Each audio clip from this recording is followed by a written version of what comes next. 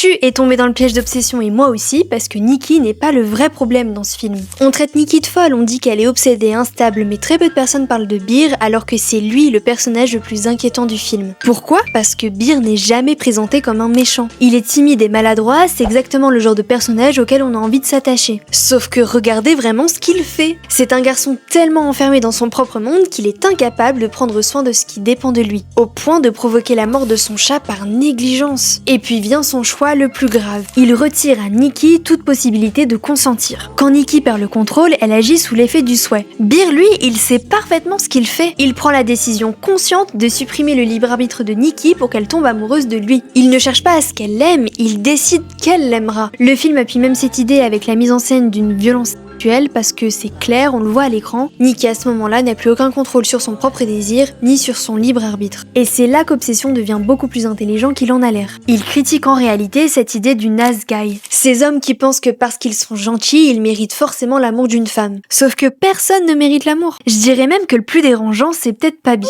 Le plus dérangeant, c'est qu'à la sortie du film, énormément de spectateurs pensent encore que Nikki c'est la vraie folle dans l'histoire. Non.